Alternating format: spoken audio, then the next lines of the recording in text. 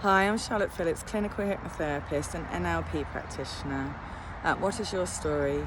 Hypnotherapy.co.uk.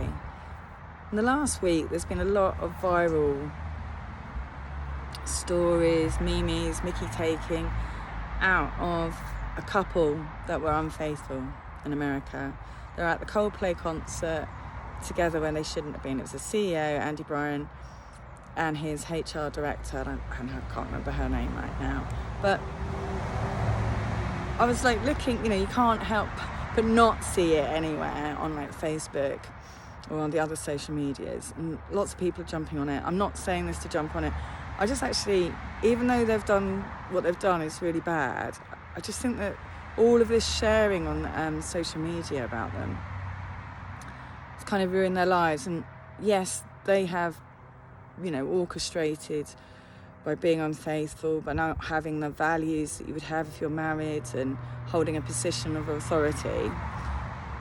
But I was like actually looking at their body language, and I was like thinking about that moment the camera went on them and they were having that really nice embrace, just relaxed, just enjoying the music.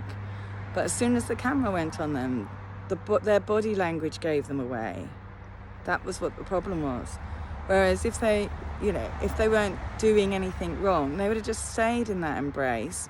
Or if they were just friends, which you can be friends and have a cuddle of opposite sex or same sex, you could just, that's what good mates do sometimes.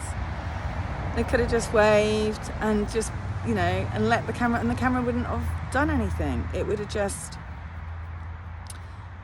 it had just gone on to the next person. But it was their reaction, how they reacted to that moment in time, that has brought the downfall of their world, really. And so if you think about how they reacted, he pushed her away straight away, and then he went off. You can see him, he was off, where she was just left there, standing there with her back to them. And that's the thing, is our body language is the silent language that we give out, that most people read, and people,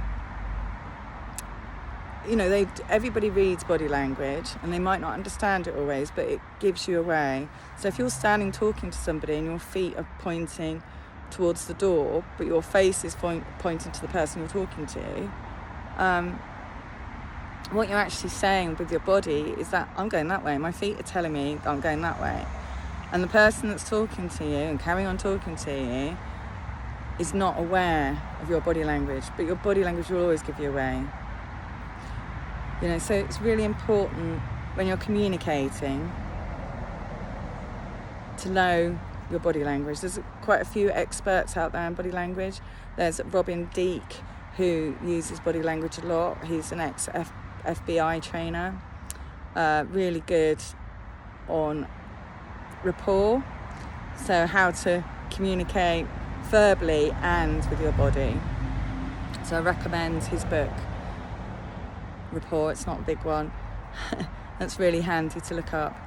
But just have a think when you're out and about, how are you reacting when somebody says something or does something that you don't like?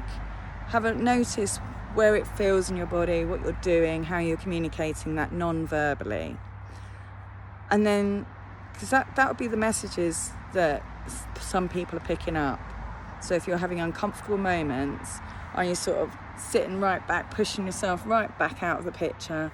So like you might be on a phone call, a Teams or Zoom call or a webinar, and somebody said something that you don't like, and you might find yourself really sitting away out of the situation.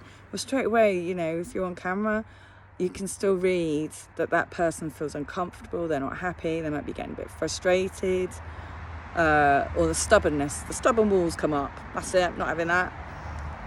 And all of those things can really tell. Like for me, my face gives me away, so I'll be on camera, and if somebody says something that I know is untrue, I'll be like that. or like when I'm doing my singing lessons and I do a bum note, I will just go like that, as if internally ticking myself off. And the same as if I make a mistake when I'm talking, doing a presentation. So I know my giveaways and my traits, and I'm really trying to work on them. Because the thing is, if you're doing something wrong, the other person doesn't usually know. They only know how you react. And that's the thing, is how we react to things. So we want to be proactive in life rather than reactive. Because when we're acting on purpose, we're being more thoughtful, more mindful, and we'll get the results that we need because we thought about it more. We've kind of planned it out, and things are, working the way they are. And we've done it on our terms, our way. If we're being reactive, somebody's given us an invitation to an argument and we've accepted it. Why would you do that? Or for conflict, or whatever you want to describe it as. Just say to yourself, when you find yourself that you're going to be in a reactive moment, which causes more stress, being reactive, do I want to accept this invitation? Or do you want to say no? And put your boundaries in and practice being proactive in life. Obviously, there's always going to be times where it is best, like an emergency, you have to be really, really fast thinking.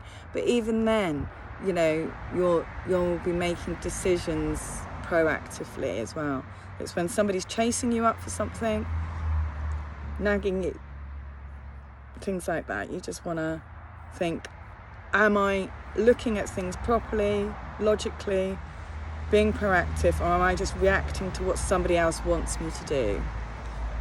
And which then can be like the wrong decisions, because you're on the defensive, you're being reactive, and your body language will give you away.